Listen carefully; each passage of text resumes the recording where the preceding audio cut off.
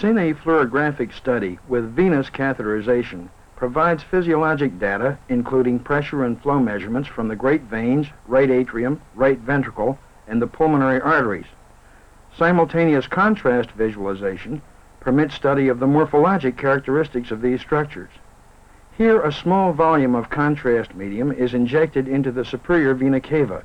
It shows the rapid course of blood flow through the right side of the heart to the lungs. A patient observed in the frontal or postero-anterior projection is oriented in a facing position. The front of his chest is closest to the observer. By observing the external features of the heart in the frontal projection, its physical characteristics may be outlined. The superior and inferior vena cavae are the vessels through which blood returns from the body to the right atrium. The right atrium forms the right lateral border of the heart shadow. Venous blood passes from the right atrium to the right ventricle. Right ventricular blood is ejected into the pulmonary trunk, which forms the left anterior superior segment of the heart border. Oxygenated blood returns from the lungs through the pulmonary veins to the left atrium, which occupies the posterior central aspect of the heart. It then enters the left ventricle to the left and behind the right ventricle. The left ventricle forms the left lateral and posterior borders of the heart shadow. Blood next passes into the ascending aorta to the right and behind the origin of the pulmonary trunk. Let us now observe the circulation angiographically in the frontal projection. Contrast medium injected into the superior vena cava passes through the right atrium and ventricle to the lungs. It returns to the left atrium and ventricle and is ejected into the aorta. The superior vena cava and right atrium are opacified. In systole, the medium outlines the atrial aspect of the tricuspid valve. In diastole, it passes through the valve to fill the right ventricle. It is rapidly ejected through the pulmonary valve into the pulmonary artery and its right and left branches to the lungs.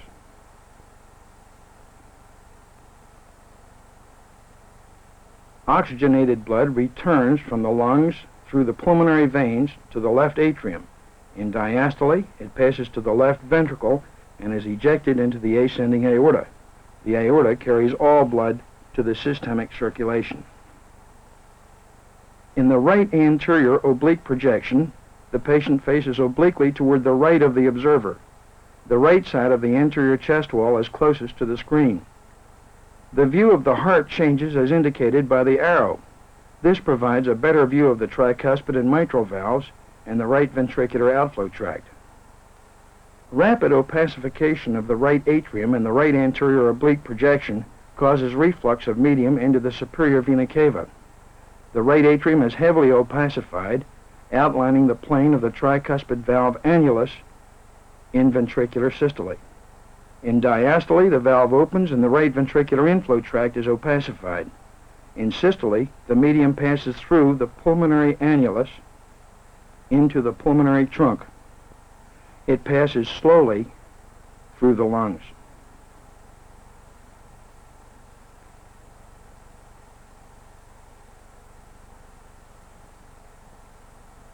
On its return, it traverses the left atrium, the left ventricle, and the ascending aorta.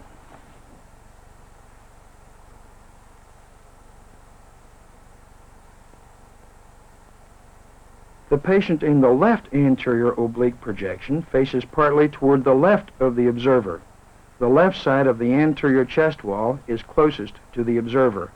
In this projection, the heart is observed as indicated by the arrow. This provides a good view of the pulmonary and aortic valve and the plane of the interventricular septum. Opacifying the right atrium in the left anterior oblique projection allows a momentary view of the superior vena cava and right atrium. The right atrium and ventricle are superimposed, obscuring detail. As the atrium is cleared of contrast medium, The outline of the interventricular septum is faintly seen.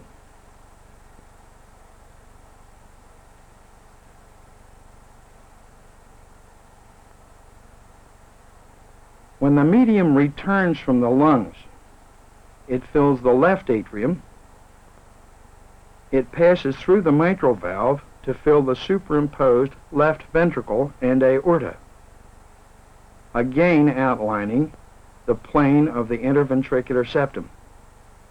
The left side of the heart and aorta are slowly cleared of contrast medium. Selective opacification of the right ventricle provides a better view of its outflow tract. In diastole, the pulmonary valve annulus is well defined. In systole, the medium fills the main pulmonary trunk and its major branches. It passes rapidly through the lungs. A more concentrated bolus of medium returns from the lungs to outline the left atrium, left ventricle, and ascending aorta.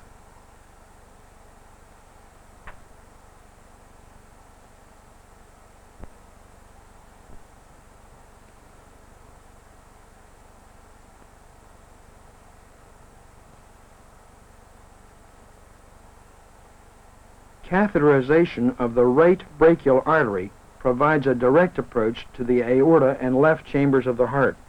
The catheter traverses the right subclavian and brachiocephalic arteries to the ascending aorta.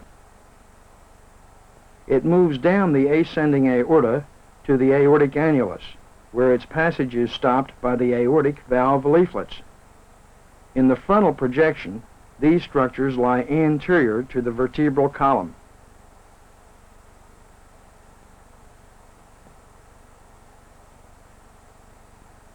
This demonstrates selective opacification of the ascending aorta as seen in the frontal projection. In this view, the aortic annulus lies in an oblique plane perpendicular to the long axis of the heart. The left and right coronary arteries arise from their respective sinuses. The ascending aorta arches upward and toward the right. The brachiocephalic, left carotid, and left subclavian arteries arise from the arch as it passes backward to descend to the left of the vertebral column.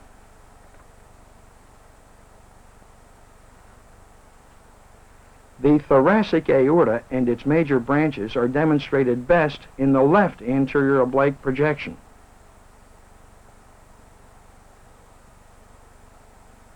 In the early phase of opacification during diastole, the closed aortic valve leaflets prevent reflux into the left ventricle. The right, posterior, and left sinuses are well defined. In ventricular systole, non-opacified blood from the left ventricle clears the aortic root, and the elevated right and left cusps of the valve are outlined. The origins of the great vessels of the aortic arch are well seen. The brachiocephalic, left carotid, and left subclavian arteries arise from its greater curvature as it passes backward and descends toward the diaphragm.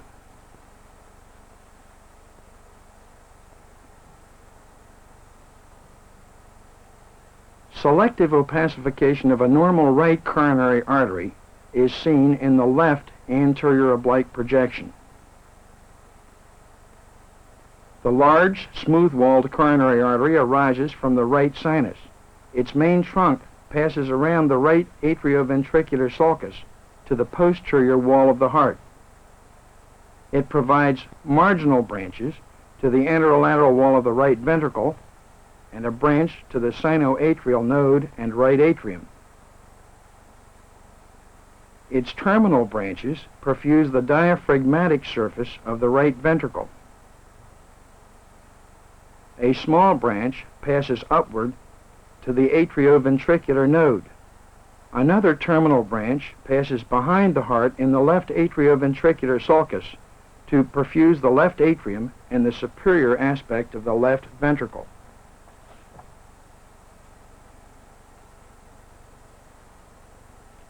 Here is the left coronary artery of the same patient in the left oblique projection. It arises from the left sinus. The short main trunk fills its anterior descending branch, which passes down the anterior interventricular sulcus to the cardiac apex. It provides perforating branches to the interventricular septum and a large diagonal branch passing over the anterolateral wall of the left ventricle. The circumflex branch of the left coronary artery passes behind the heart to the left atrioventricular sulcus. Its terminal branches here perfuse only the posterolateral aspect of the left ventricle. The diaphragmatic and posterior surfaces of the left ventricle are perfused by the right coronary artery in this patient. The same vessel is viewed with the patient rotated 30 degrees toward the right. The left main trunk appears to continue in almost a straight line as the anterior descending or interventricular artery. Its perforating branches pass into the interventricular septum. Its diagonal branch passes over the anterolateral wall. Here, the left circumflex trunk provides branches only to the posterolateral wall.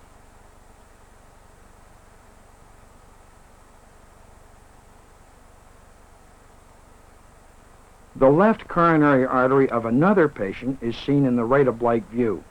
He has a dominant left coronary artery. The anterior branch is similar to that seen in the previous patient. The circumflex branch carries blood to the posterolateral wall. In addition, it gives off a large branch around the left atrioventricular sulcus to the back of the heart, where it becomes the posterior descending coronary artery. In such instances, nearly all of the left ventricle is perfused by the left coronary artery.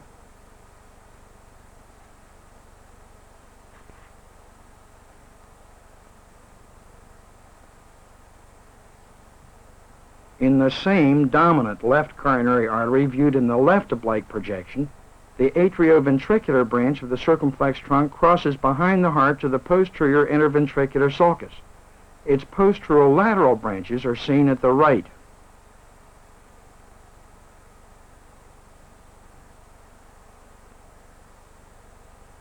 A heavy myocardial blush occurs during capillary perfusion.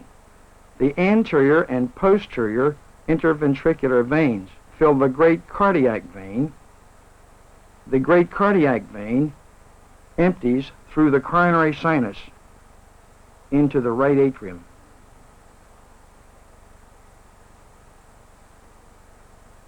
When the left coronary artery is dominant, the right coronary artery does not perfuse the left ventricle.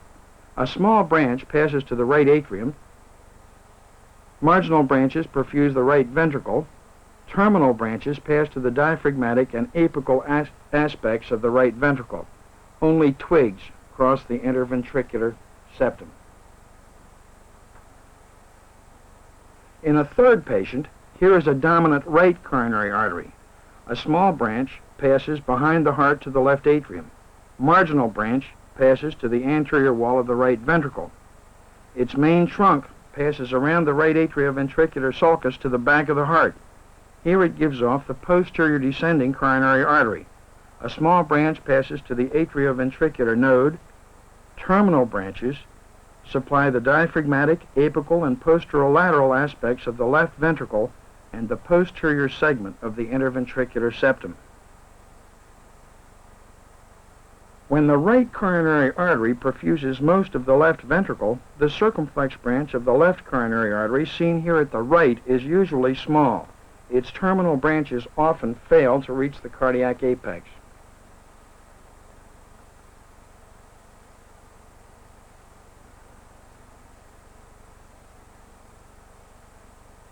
The cavity of the left ventricle may be opacified after the catheter has passed through the aortic valve.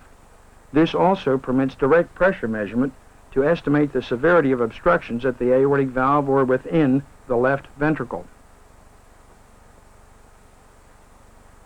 As contrast medium outlines the chamber in late diastole, the ventricular outflow tract is bound by the closed aortic valve leaflets, the membranous portion of the interventricular septum, and by the large anterior or aortic leaflet of the mitral valve. In the early phase of systolic contraction, the mitral valve leaflet swings back into its annulus, widening the outflow tract before the ejection phase of ventricular systole. The aortic leaflets have not yet opened. In late systole, they disappear in the surge of blood into the aortic root, but are seen in successive diastolic filling periods as the ventricle is cleared of medium. With the patient in the right anterior oblique position, the long axis of the left ventricle is well demonstrated. This projection gives a good view of the mitral valve annulus.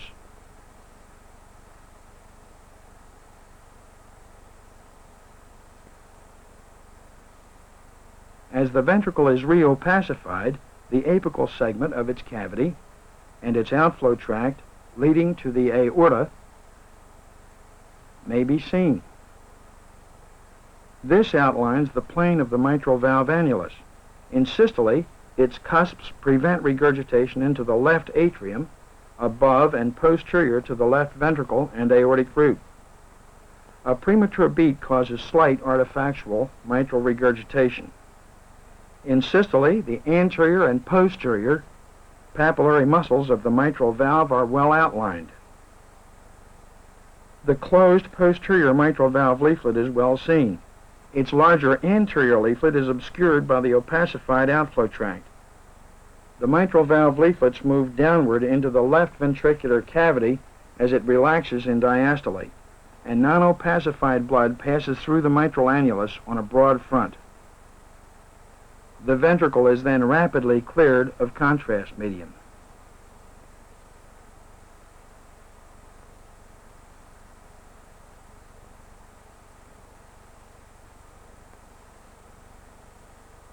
Selective opacification of the left atrium in the right oblique projection may be accomplished by passing the catheter through the mitral valve from the left ventricle.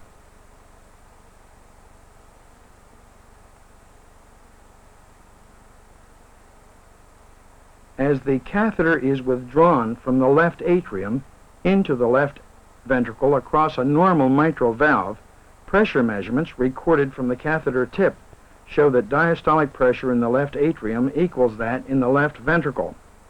This rules out any mechanically significant obstruction at the mitral valve. The left ventricle is cleared as medium passes through the aortic valve into the ascending aorta.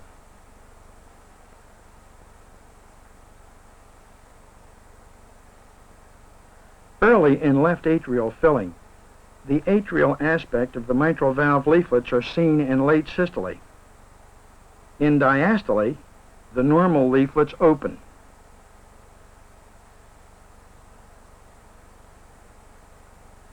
They disappear as contrast medium passes the mitral annulus to fill the left ventricle. The small normal left atrial chamber shows no evidence of filling defects.